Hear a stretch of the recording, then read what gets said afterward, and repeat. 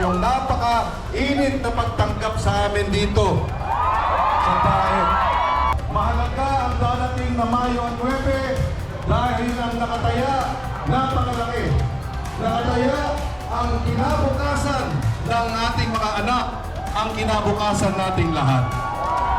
Pinaka-kwalipikado, may track record ng serbisyo publiko na walang bahid ng katiwalian, ang Robredo Pangilinan Tandem!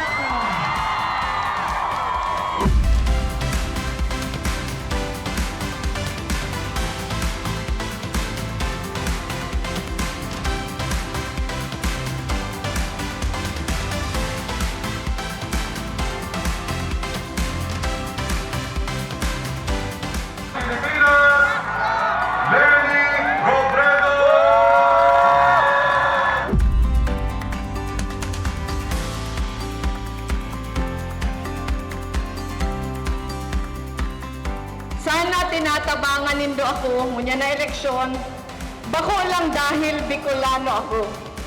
Pero sana tinatabangan ako nindo ngunya na eleksyon dahil nagtutubod kamo kan sa kuyang mga pagtubod.